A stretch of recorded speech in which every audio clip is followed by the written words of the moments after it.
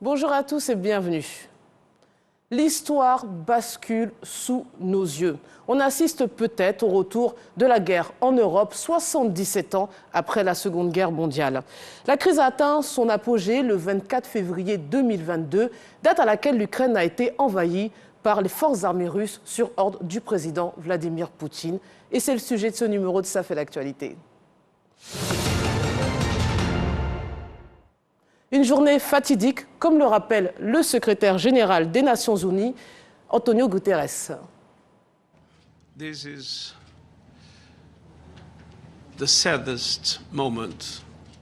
C'est le moment le plus triste de mon mandat de secrétaire général des Nations Unies.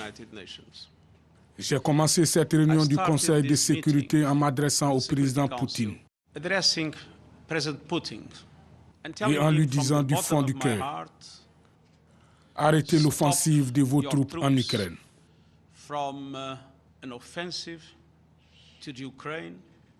Donnez une chance à la paix, car trop de personnes sont déjà mortes. Au cours de la réunion, le président Poutine a annoncé une opération militaire spéciale dans le Donbass et a demandé aux troupes ukrainiennes de déposer les armes. Donc, dans les circonstances actuelles, je dois changer mon appel. Et je me dois de dire: président Poutine, au nom de l'humanité, ramenez vos troupes en Russie. Au nom de l'humanité, ne permettez pas que commence en Europe ce qui pourrait être la pire guerre depuis le début du siècle.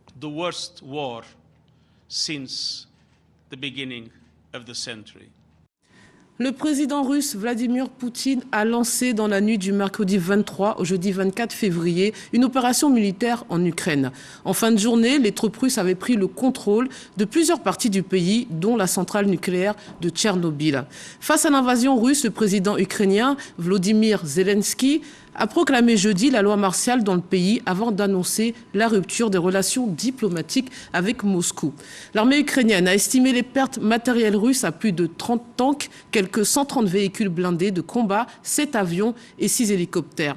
On dénombre 316 blessés et 137 morts pour l'heure. Et selon l'Organisation des Nations Unies, 100 000 personnes auraient déjà fui le pays. Alors comment en est-on arrivé là ? Doit-on craindre une troisième guerre mondiale? Pour en parler, je reçois l'historien Bagali Ngoran de l'université de Daloa. Bonjour et bienvenue. Bonjour Fatim, bonjour à tous ceux qui nous suivent. Et le journaliste Valentin Bougueng. Bonjour et merci d'être présent. Bonjour Fatim. Alors monsieur, avant de revenir sur l'actualité brûlante, pouvez-vous nous rappeler, monsieur Dr Ngoran, que représente finalement l'Ukraine historiquement pour la Russie et pour l'Europe occidentale? Alors, pour comprendre aujourd'hui ce tiraillement de l'Ukraine entre l'Europe occidentale et la Russie, il faut remonter très loin. Il faut remonter au XIIe siècle, c'est-à-dire avant l'invasion mongole. Il faut savoir que l'ancêtre de la Russie actuelle s'appelait la Rousse de Kiev. Et comme le dit son nom, elle avait pour capitale Kiev et comprenait l'équivalent actuel de la Russie, de l'Ukraine et de la Biélorussie. Et donc, lorsque les Mongols arrivent, il y a une scission, un morcellement de ce territoire ancestral en deux blocs. Aujourd'hui, si vous prenez la carte de l'Ukraine, il y a un fleuve qui départage l'Ukraine en deux territoires qui représentent en fait les deux zones d'influence. Alors, les nobles de la Grande Rousse vont aller créer Moscou parce que les capitales ayant été prises vont créer une nouvelle capitale à Moscou où ils vont déplacer, donc, si vous voulez, le centre de gravité de leur royaume qui part donc de Moscou jusqu'à la rive australe de la Dniepr, donc le fleuve qui sépare l'Ukraine en deux. Et de l'autre côté va se trouver l'autre moitié de l'Ukraine qui, elle, va se rattacher au Grand-Duché de Lituanie. De sorte que, pour tous les Ukrainiens qui sont restés rattachés au royaume des Tsars qui vient d'être fondé à Moscou, ils vont garder les langues ancestrales qui est le russe. Ils seront donc russophones. Contrairement aux Ukrainiens qui vont se rattacher à la Lituanie, au Grand-Duché de Lituanie, qui vont commencer à parler une langue créole qui est en fait la rencontre entre le lituanien et le russe. Et donc va naître une nouvelle identité à l'intérieur du même territoire. De sorte qu'après les différentes successions de domination hégémonique, ça a été bien sûr l'Empire des Tsars qui a été renversé en 1917, remplacé par l'URSS. Et ensuite, aujourd'hui, disons que l'Ukraine a eu son indépendance seulement en 1991. Donc quand on reconstitue l'Ukraine, on se retrouve avec deux identités qui sont tournées, selon qu'on considère les Ukrainiens qui habitent sur la rive, je dirais, australe, ils sont tournés vers la Russie. Et quand on prend de l'autre côté de la rive occidentale, ils sont plutôt tournés vers la Pologne, donc vers l'Europe. Et ce qui explique que finalement, malgré les efforts de l'État ukrainien de faire en sorte d'ukrainiser tout le territoire, il y a eu, si vous voulez, une sorte de persistance de la culture russe dans le sud, autour de la Crimée, mais aussi le long de la frontière russe dans la région du Donbass. Et donc, à chaque fois qu'il y a une situation de crise, le pays se retrouve tiraillé en deux visions. Une partie russophone de l'Ukraine réclame le rattachement à la Russie, et l'autre partie ukrainienne, je vais dire, qui a gardé cette influence lituanienne et polonaise, est tournée vers l'Europe occidentale, et ça donne ce qui se passe aujourd'hui. Alors l'Ukraine semble avoir un rôle géostratégique et est source de convoitise. Pour quelle raison, Valentin Bougain? Oui, disons que l'Ukraine se retrouve déjà de par sa géographie et maintenant de par l'histoire aussi telle qu'elle se déroule sous nos yeux au centre d'enjeux géostratégiques majeurs dans cette région orientale de l'Europe qui est considérée par la Russie comme sa zone d'influence naturelle. Alors l'Ukraine se retrouve aujourd'hui écartelée, je crois que le docteur Goran l'a souligné tout à l'heure, écartelée entre l'appel vers l'Europe occidentale, et puis la Russie de l'autre côté. Alors chacun de ces deux blocs ayant ses propres desseins, ses propres ambitions, ses propres enjeux stratégiques. Vous avez la Russie qui est donc aujourd'hui qui a émergé de l'ancien bloc soviétique et qui aspire naturellement à retrouver une puissance qu'elle a perdue après la fin de la guerre froide. Et de l'autre côté, l'Union européenne qui pense qu'elle doit attirer vers elle l'Ukraine et du coup, ça crée un gros problème stratégique parce que d'un côté, vous avez la Russie qui considère donc le territoire ukrainien et les autres, comme la Géorgie autour, comme étant toujours son arrière-coup, en tout cas des zones indispensables à neutraliser pour sa propre survie.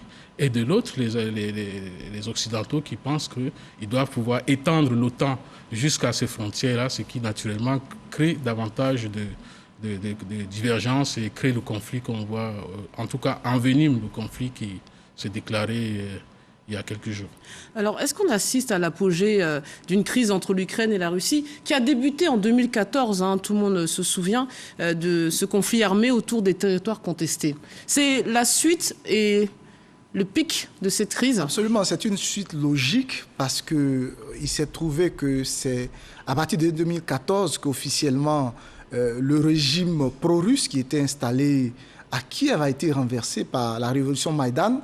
Et donc, à partir de ce tournant majeur, sont arrivés au pouvoir, je dirais, des nationalistes ukrainiens et qui sont des libéraux pro-Occident qui ont décidé, qui ont pris deux options qui ont agacé la Russie. La première option, c'était du fait des difficultés économiques, surtout parce qu'en 2000, la révolution a été provoquée aussi par le fait que le pays traversait une récession, était même allé jusqu'au bord du défaut de paiement, de sorte que l'Union européenne a pensé saisir l'occasion de faire miroiter, je dirais, d'embellie économique par l'intégration, la coopération avec l'Ukraine. Et donc la majorité de la population voyait à travers cette option-là l'opportunité de sortir de la grisaille. Et donc les nationalistes vont jouer sur cet aspect-là pour vouloir rattacher non seulement l'Ukraine dans le cadre d'une coopération avec l'Union européenne, mais aussi avec l'OTAN. Ce que la Russie ne veut vraiment pas entendre, même si en retour, la Russie n'a pas d'argent à offrir à l'Ukraine. Mais c'est ça le point d'achoppement, c'est cette extension de l'OTAN aux portes de la Russie. Oui, c'est le point d'achoppement parce que ce qui aggrave le conflit qui a commencé, en tout cas dans sa forme la plus récente, en 2014, vous l'avez souligné tout à l'heure, lorsqu'il y a eu donc l'émergence de ces séparatistes ukrainiens qui ont considéré qu'ils pouvaient se replier dans leur zone de l'Est, dans le Donbass et proclamer leur indépendance. Donc il y avait cet état de fait qui courait depuis 2014. Donc, et il y a eu même des accords de Minsk en 2015 qui ont essayé de régler la situation, donc avec un ensemble de résolutions qui avaient été prises, qui n'ont malheureusement pas été totalement respectées, parce que parmi les deux volets majeurs, il y avait déjà le volet militaire, il fallait assurer le cessez-le-feu, il fallait démilitariser la zone et autres, et puis un volet politique où il était question donc de faire entrer ces régions séparatistes dans une sorte de mouvement politique ordinaire en organisant des élections anticipées qui auraient permis à ces territoires qui revendiquaient donc leur indépendance, à tout le moins, d'obtenir une certaine autonomie au sein de l'Ukraine.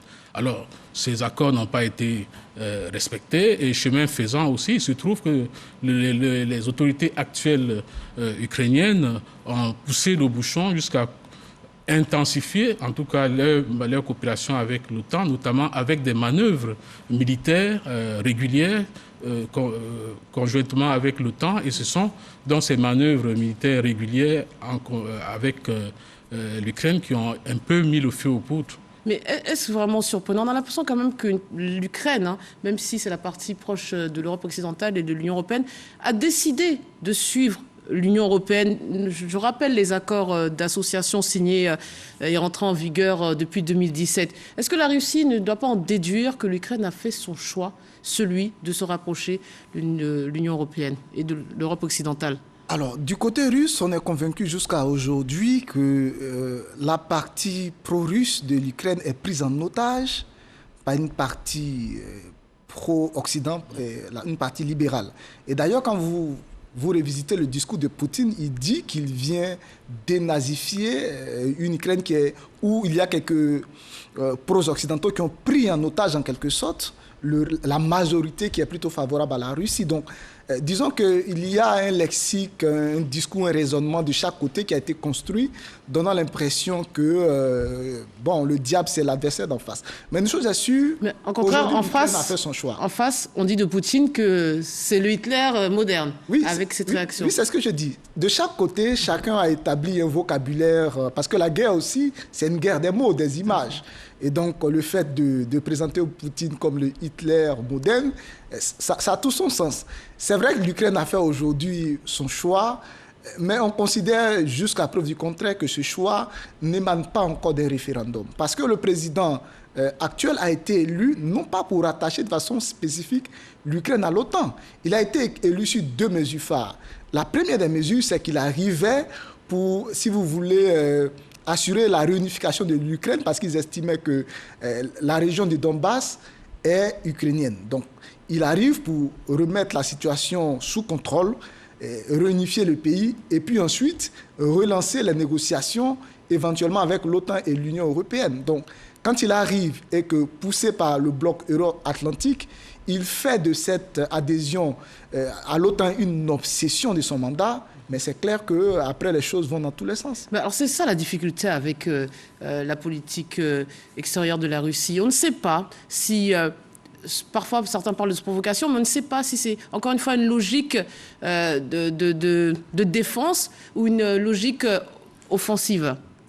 La politique extérieure de la Russie aujourd'hui est basée d'abord sur une question majeure, qui est une question de sécurité nationale, c'est-à-dire une question de survie de la Russie. Il y a d'abord cette obsession chez Poutine, restaurer la grande Russie, restaurer surtout la sécurité de la Russie. Parce que la Russie estime aujourd'hui si jamais il y a des troupes de l'OTAN à ses frontières directes, eh bien c'est une menace très claire pour sa survie. La raison pour laquelle l'idée chez les Russes a toujours été, au cours de ces dernières années, de faire en sorte que les zones qui sont proches, ces zones frontalières, soient un peu comme des zones tampons. Et à défaut d'être des zones pro-russes, avec des pouvoirs pro-russes, au moins que ce soit des pouvoirs neutres et qu'ils aient l'assurance donc, que ces territoires ne puissent pas être utilisés par l'OTAN pour s'infiltrer et constituer un danger grave pour la sécurité de l'Europe. C'est ça, en fait, la ligne fondamentale chez Poutine. Mais l'OTAN aussi ne devrait plus avoir de raison d'être avec la dislocation du bloc soviétique. Et l'OTAN semble jouer un rôle majeur dans cette crise. Absolument. Peut-on craindre la Troisième Guerre mondiale, comme on l'affirme? Non, nous n'en sommes pas encore là, heureusement. Depuis l'effondrement, parce qu'à l'origine, l'OTAN a été créée en 1949 sur la base d'une doctrine de dissuasion contre l'influence et la menace de l'URSS. Donc à partir du moment où l'URSS disparaît, effectivement, il faut que, de façon systématique, l'OTAN soit démantelée, en tout cas dans sa dimension militaire. Et lorsqu'ils se réunissent après le coulement du mur de Berlin en 1991 au sommet de Rome, la question se pose, ils décident finalement de conserver l'OTAN, mais en plus de cela, de développer une politique d'expansion en tenant compte de nouveaux défis sécuritaires. Alors, mais le côté positif dans cette expansion au début, c'est qu'elle s'est faite en négociation avec la Russie. À partir du moment où il y a eu la première vague d'expansion qui a concerné des pays tels que la Roumanie et la Pologne en 1997, ça a été en accord avec la Russie sur le principe, et c'est à partir de là qu'on peut comprendre ce qui se passe, la réaction excessive de la Russie aujourd'hui. Sur le principe qu'on peut établir une coopération entre ces pays-là et l'OTAN, mais une coopération qui ne doit pas impliquer la militarisation de leur territoire. Et donc l'OTAN a poussé ses pions au coup par coup. Ils ont accepté le principe, ils ont intégré la Pologne, ils ont intégré la Roumanie. En 2010, ils ont installé le bouclier antimissile dans ces différents pays alors qu'ils s'étaient engagés à ne pas le faire. Et ensuite, en 2002, donc après, la Russie s'est retirée des pourparlers avec l'OTAN en 1999, suite bien sûr à cette violation de cet accord de principe. En 2002, il y a eu une deuxième vague d'expansion qui a intégré la Lituanie, qui a intégré le pays voisin, la Lettonie et l'Estonie. Et le même scénario, on est d'accord au début pour dire qu'on les prend en tant que dans le cadre d'une coopération institutionnelle, il n'y a pas de militarisation.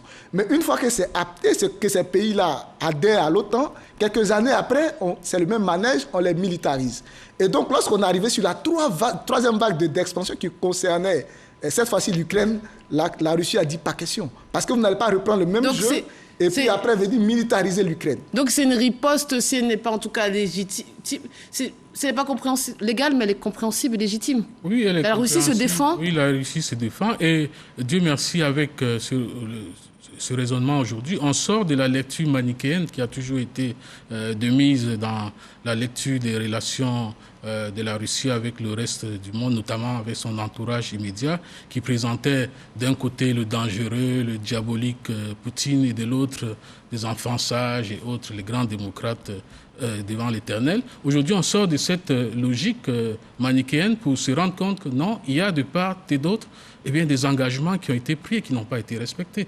Que ce soit des engagements formels sous la forme de contrats et autres, que ce soit des engagements même verbaux et autres, notamment celui de ne pas de faire en sorte que ni l'Ukraine ni la Géorgie ne fassent jamais partie de l'OTAN. Ce sont des choses qui avaient été admises par le passé, mais Moscou se rend compte qu'au fur et à mesure, l'OTAN pousse ses pions. J'ai bien aimé l'exposé du docteur Ngouran tout à l'heure, tout à fait méthodiquement, par étapes, et finalement, la Russie se rend compte que c'est tout cet entourage dont elle voulait se préserver, dont elle voulait préserver la neutralité, qui est en train donc de sombrer, de tomber dans les mains de l'OTAN, qui aujourd'hui, on ne sait pas, vous avez posé la question tout à l'heure de la nécessité d'un tel instrument qui date de la guerre froide dans les relations internationales aujourd'hui. On se demande pourquoi toujours cette OTAN, puisque l'OTAN, ce sont des séquelles de la guerre froide, et aujourd'hui, la Russie considère que tant que l'OTAN existe, c'est toujours une menace, parce que son objectif initial de contrer la Russie demeure. Alors l'UE, les Nations Unies, les États-Unis d'Amérique ont pris plusieurs sanctions économiques et militaires contre la Russie qui étaient déjà sous sanctions depuis 2014. Quelle est la marge de manœuvre finalement de ces institutions internationales ? Quoi qu'on puisse penser, je pense que c'est le résultat d'une bonne analyse, parce que ils ont compris en fait qu'en Russie, il y a eu quelque chose de fondamental qui s'est passé à partir de 2004. Une nouvelle Russie est née parce qu'en 2004, il y a eu une flambée des prix de l'énergie qui représente l'une des sources de revenus importantes de la Russie. Et les capitaux qui sont entrés ont permis à la Russie de se remilitariser. Ont permis à la Russie de mettre cette croissance au service de sa soif de puissance. De sorte que en 2004, on est passé de cette Russie timide sur la scène internationale et qui était un peu l'ombre d'elle-même après la chute de l'URSS, on est passé à cette Russie-là, à une Russie plus agressive et qui se donnait les moyens de taper du poing sur la table. Et donc, le tournant, ça a été en 2004 avec les avantages, les retombées de cette croissance-là. Donc, on s'est dit, mais si cette Russie agressive-là est le produit de la réforme, de la révolution économique, dans ce cas, il faut couper ses ailes économiques. Comme ça, on va retrouver la Russie d'avant 2004, qui est un peu plus timide, un peu plus facile à maîtriser. C'est le nerf de la guerre. J'aimerais qu'on fasse un parallèle avec les pays africains qui, à la suite de coups d'État, ont subi des sanctions des organisations régionales et sous-régionales. Là aussi, on a l'impression, messieurs, que finalement, les sanctions sont devenues inefficaces, inaudibles, quelle que soit la partie du monde où elles sont brandies. Ça ne sert plus à rien. Disons, ça dépend visiblement, ça ne marche pas en Afrique et ça ne marche pas en Europe. Voilà. Mais il y a des pays où ça marche plus qu'ailleurs. C'est-à-dire qu'il y a des pays où les sanctions, véritablement, parviennent à étouffer l'économie. Quand vous avez une économie qui est totalement dépendante de l'extérieur, quand vous êtes un pays totalement enclavé qui dépend pour ses importations de ports qui sont situés ailleurs, évidemment, s'il y a des sanctions qui interdisent l'importation, l'exportation de produits à partir ou en direction de votre pays, vous êtes fortement pénalisé. Ce n'est pas le cas de la Russie aujourd'hui, qui est quand même une puissance, quoi qu'on dise. C'est vrai qu'aujourd'hui, les chiffres la présentent un peu comme étant entre la 10e et la 11e puissance économique mondiale, mais c'est un pays, c'est l'un, sinon le plus grand territoire au monde, au plan géographique, et qui a conservé quand même beaucoup de vestiges de sa grande puissance militaire, notamment son arsenal nucléaire, qui, le docteur Goran parlait tout à l'heure de 2004, je situerai même en 2002 déjà, lorsque les Américains décident de sortir du traité sur la limitation des armes balistiques, et qui est un grand signal pour la Russie qui se dit, mais attention, s'ils commencent à développer davantage ces armes et que nous restons en retrait, eh bien, on risque d'être affaibli pour longtemps. Donc, là, justement, les Américains ne vont pas venir militairement sur le territoire russe, ukrainien. Quelle est votre lecture de cette attitude? Vous dites être choqué. Après l'intervention du président Joe Biden hier, on a eu l'impression en fait que son intervention a scellé le sort de l'Ukraine et du régime qui est au pouvoir en Ukraine, parce que le fait de dire ouvertement que les forces américaines et de l'OTAN n'interviendraient pas militairement en Ukraine, ça voulait, en langage diplomatique, ça veut dire que Vladimir Poutine est entré en Ukraine, il est libre de faire tout ce qu'il veut et il sort quand il veut. Il n'y aura pas de représailles, c'est-à-dire que même s'il s'arrêtait à ce qu'il a fait depuis hier, il aura droit aux mêmes sanctions que s'il restait là-bas pendant un mois. Et donc cette façon de présenter la chose, il aurait dû rester dans l'esprit de l'OTAN, qui est une organisation de dissuasion nucléaire. Donc on ne dit pas ouvertement qu'on n'interviendrait pas en Ukraine, mais on laisse traîner la possibilité sur la table, de sorte à maintenir quand même un minimum de pression sur la Russie, de sorte qu'elle puisse se retirer ou encore se prêter à la négociation le plus tôt possible. Moi, je pense qu'il ne faut pas se fier à ces déclarations de Biden. C'est-à-dire qu'il y a plusieurs manières d'intervenir. Ils n'interviennent pas directement, on va dire. Ils ne vont pas intervenir militairement de façon directe, mais il y a d'autres formes d'intervention, comme l'envoi de conseillers militaires et surtout l'envoi d'armes. Ça va se poursuivre, d'autant plus que les Américains ont décidé déjà de doubler leur effectif en Pologne voisine, donc de l'Ukraine. Donc c'est pour dire qu'il y a une panoplie d'instruments à disposition de Washington pour pouvoir peser sur l'issue du conflit. Dernier mot peut-être, les conséquences de cette guerre à laquelle on assiste pour le continent africain, à la fois sur le plan économique et militaire. Que doit-on craindre? À mon avis, pas grand-chose. Vous savez que la Russie, c'est vrai que ses relations économiques se développent ces derniers temps avec l'Afrique, mais ça reste quand même quelque chose de marginal par rapport aux grands partenaires économiques aujourd'hui de l'Afrique, que sont la Chine, l'Europe, les États-Unis. Pas que du côté russe. C'est-à-dire que si les Européens doivent déployer leurs forces militaires, on sait déjà les difficultés au niveau du Sahel, ça ne va pas les amplifier. Et sur le plan économique aussi, les aides vont s'amoindrir. C'est pour dire que là, de ce point de vue, il n'y a pas grand-chose au plan économique. Donc, il n'y aura pas une grosse perte, on va dire, comme ça, parce que déjà, ça ne représente pas grand-chose. Maintenant, au plan sécuritaire, notamment, il faut craindre un peu pour le Sahel, notamment, qui est le ventre mou aujourd'hui de l'Afrique en termes de sécurité et de lutte contre le terrorisme, parce que les efforts étant concentrés vers l'Europe, ça risque donc de peser lourd dans la balance au moment où il faudrait s'engager militairement dans le Sahel. Okay, dans le prolongement de ce qu'il dit, il y a quand même au niveau économique une crainte à avoir parce que la Russie est le premier producteur mondial exportateur de blé. Le blé qui rentre dans l'aliment de base, bon, pour nous qui sommes des cultures francophones, qui avons hérité cela de nos habitudes alimentaires coloniales, la baguette et ce qu'on appelle ici le spaghetti, les pâtes alimentaires. Donc à partir du moment où l'Europe qui s'approvisionne prioritairement en Russie entre dans une logique de sanctions et qu'elle ne peut plus recevoir du blé de la Russie, il va se poser le problème de l'autoconsommation de la production locale. De sorte que nos moulins en Afrique ne pourront plus s'approvisionner sur le marché européen. Donc pour les jours et les mois qui arrivent, il faut surveiller le prix de la baguette de pain et de la pâte alimentaire. Et le gaz... Parce que à peine une journée après une journée de crise, il se trouve qu'au niveau du marché international, le prix du blé a atteint une cotation qui n'a jamais atteint depuis 9 ans, en une journée de crise. Donc un dossier à suivre dans les prochains jours et les prochaines semaines. C'est la fin de cette émission. Messieurs, merci de votre participation. Merci à vous de nous avoir suivis. On se quitte dès à présent. J'allais dire une citation, mais non, il n'y en a pas. Allez, au revoir.